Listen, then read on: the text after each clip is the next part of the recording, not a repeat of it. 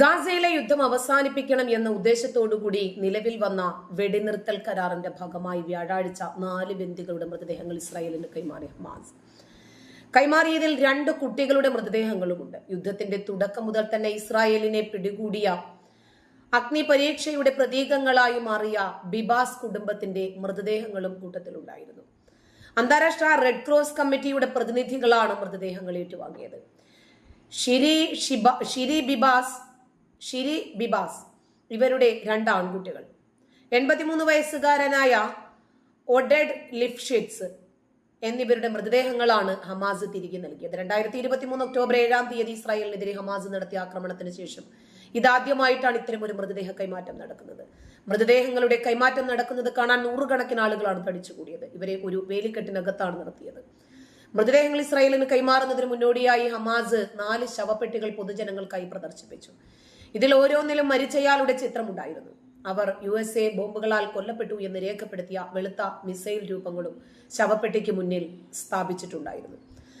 ബന്ദികളുടെ മൃതദേഹങ്ങൾ സ്വീകരിച്ചതായി ഇസ്രായേൽ സൈന്യം സ്ഥിരീകരിച്ചു. ബന്ദികളുടെ മൃതദേഹങ്ങൾ ഗാസയിലെ IDF, ISI സുരക്ഷാ ഏജൻസികൾ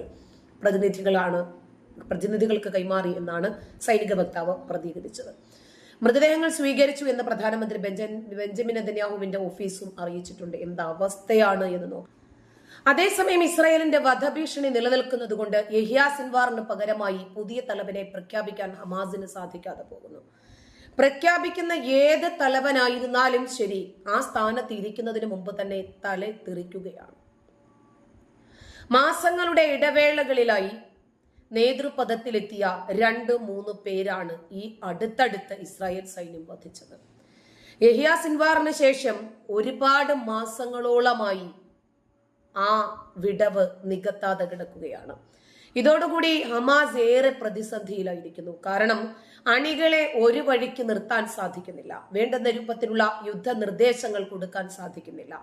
യഹ്യയുടെ സഹോദരനായ മുഹമ്മദ് സിൻവാർ, ഖാലിഖ് അൽ ഹയ്യ, മുഹമ്മദ് അൽ സഹാർ, മൂസ അബു മർസൂഖ് തുടങ്ങിയ ഒരുപാട് പേരുകൾ ഉയർന്നു വരുന്നുണ്ട്. ഹമാസിന്റെ തലപ്പത്തേക്ക് പരിഗണിക്കപ്പെടുന്നവരിൽ പ്രമുഖരായിട്ടെങ്കിലും ജീവനിൽ ഭയമുള്ളതുകൊണ്ടും ജീവിച്ചു കൊതി തീരാത്തതുകൊണ്ടും ഇവരാരും ഇതുവരെ നേതൃസ്ഥാനം ഏറ്റെടുക്കാൻ തയ്യാറായിട്ടില്ല. ഇതോടെ യഹ്യാ സിൻവാറിന്റെ ഡെപ്യൂട്ടിയായിരുന്ന ഖാലിഖ് അൽ ഹയ്യയാണ് ഹമാസ് മേധാവിയാകാൻ പരിഗണിക്കപ്പെടുന്നത്. പക്ഷേ ഒരിക്കലും ആ അധികാര കസേരയിൽ ഇരിക്കാൻ സാധിക്കാതെ ഈ സ്ഥാനവും പേറി ജീവനിൽ ഭയമുണ്ടായി ജീവൻ കയ്യിൽ പിടിച്ചുകൊണ്ട് നെട്ടോട്ടമോടേണ്ടി വരികയാണ്. തുരങ്കങ്ങളിൽ നിന്നും തുരങ്കങ്ങളിലേക്ക് ഓടിക്കൊണ്ടിരിക്കുകയാണ്. ഖത്തറിലാണ് നിലവിൽ ഹയ്യ താമസിക്കുന്നത്. ഹമാസിന്റെ ഖത്തറിലെ പൊളിറ്റിക്കൽ ബ്യൂറോ അംഗമാണ് കക്ഷി. യുദ്ധം അവസാനിപ്പിക്കാൻ ഇസ്രായേലുമായി ദോഹ കേന്ദ്രീകരിച്ച് നടക്കുന്ന ചർച്ചകളിൽ ഹമാസിനെ പ്രതിനിധീകരിക്കുന്നതും ഇയാള് തന്നെയാണ്. ഇസ്രായേലിനെ പേടിച്ച് ഇനി അടുത്ത തലവന്മാരുടെ പേരുകൾ ഹമാസ് പുറത്തുവിട്ടിട്ടില്ല. ഇതിനായി അവർ പറയുന്ന ന്യായീകരണം സുരക്ഷാ കാരണങ്ങളാണ്. തിടുക്കപ്പെട്ട് തലവനെ പ്രഖ്യാപിക്കാൻ ഹമാസിന് കഴിഞ്ഞിട്ടില്ല. ഇതോടെ ഇസ്രായേൽ ആക്രമണത്തിൽ കൊല്ലപ്പെട്ട യഹ്യാ സിൻവാറിന്റെ പിൻഗാമിയെ അടുത്ത മാർച്ചിൽ തെരഞ്ഞെടുക്കുമെന്നാണ് ഹമാസ് പറയുന്നത്. അതുവരെ 5 അംഗ സമിതിയാകും സംഘടനയെ നയിക്കുക. Khalil al Hayya, Khalid Mishal, Zaher Jabarin, Shura council മേധാവിയായ മുഹമ്മദ് ദാർവിഷ്, പ്രത്യേക പ്രതിനിധി, ഇവരൊക്കെയാകും കൗൺസിലിൽ ഉണ്ടാവുക. പ്രത്യേക പ്രതിനിധിയുടെ പേര് പോലും പുറത്തു പറയാൻ ഹമാസിന് ഭയമാണ്. കാരണം ഇസ്രായേലിന്റെ മിസൈൽ എപ്പോഴാണ് തല തുളയ്ക്കുന്നതെന്ന് അറിയില്ല. 2 മാസം മുമ്പാണ് സംഘടനയുടെ തലവനായിരുന്ന ഇസ്മായിൽ ഹനിയ കൊല്ലപ്പെടുന്നത്.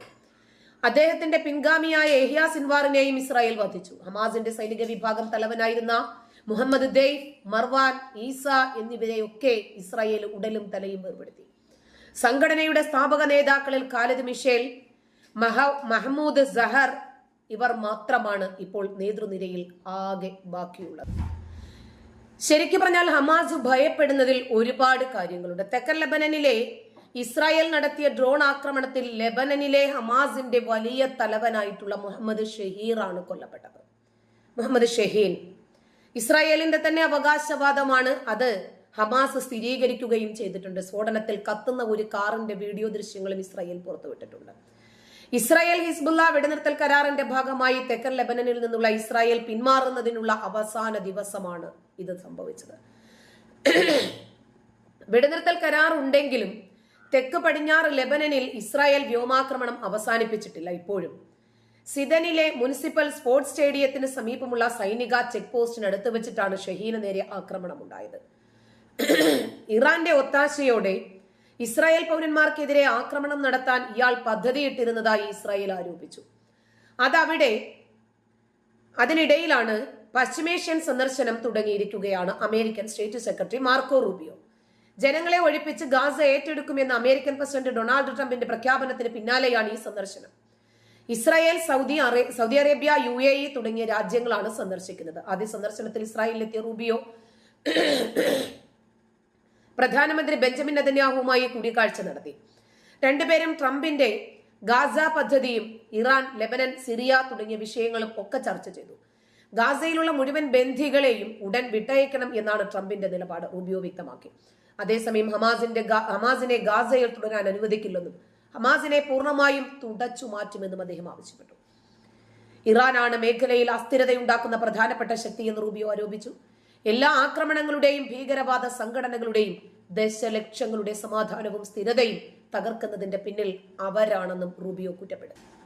പൈതലുകളാണെങ്കിൽ പോലും അവരുടെ ജാതിയും മതവും ഒക്കെ നോക്കി അവരെ ജീവിക്കണോ അതോ കൊല്ലപ്പെടണോ എന്ന് തീരുമാനിക്കത്തക്ക രൂപത്തിലുള്ള ചിന്താഗതി ഇവർക്ക് മാത്രമേ ഉണ്ടാകൂ.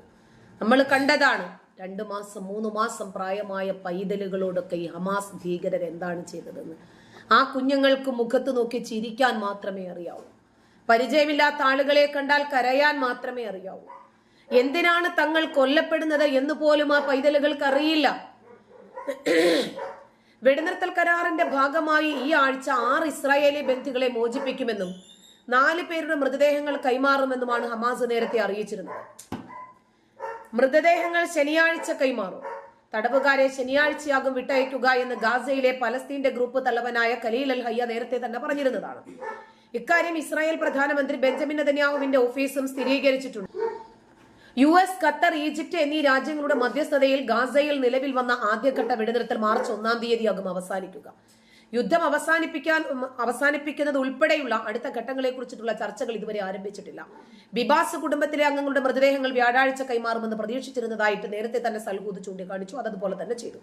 2023 നവംബറിൽ ഇസ്രായേൽ വ്യോമാക്രമണത്തിൽ കുടുംബം കൊല്ലപ്പെട്ടതായിട്ട് ഹമാസ് പ്രഖ്യാപിച്ചിരുന്നതാണ്. ഇസ്രായേലി തടവുകാരുടെ മൃതദേഹങ്ങൾ ഹമാസ് റെഡ് ക്രോസിന് തിരികെ നൽകുന്നത് ഇസ്രായേൽ പൊതുജനങ്ങളുടെ ജനങ്ങളിൽ പ്രത്യാഘാതങ്ങൾ ഉണ്ടാക്കുമെന്ന് ഇസ്രായേൽ വിദേശകാര്യ മന്ത്രാലയത്തിന്റെ മുൻ ഡയറക്ടർ ജനറൽ അലൂൺ ലീൽ ചൂണ്ടിക്കാണിച്ചു.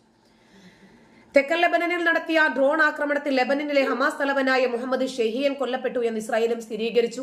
മൃതദേഹം കണ്ടിട്ട് ഹമാസും സ്ഥിരീകരിച്ചിട്ടുണ്ട്. ഇസ്രായേൽ ഹിസ്ബുള്ള വെടിനിർത്തൽ കരാറിന്റെ ഭാഗമായി തെക്കൻ ലെബനനിൽ നിന്ന് ഇസ്രായേൽ പിന്മാറുന്നതിനുള്ള അവസാന ദിവസത്തിന്റെ തൊട്ട് മുമ്പാണ് ഇത് സംഭവിച്ചിരിക്കുന്നത്. ഈ യുദ്ധം 2 രാജ്യങ്ങളും തമ്മിൽ മുന്നോട്ട് പോകുമ്പോൾ നിരപരാധികളായ ലക്ഷക്കണക്കിന് ആളുകളാണ് പ്രതിസന്ധിയിൽ അകപ്പെട്ടു പോകുന്നത്.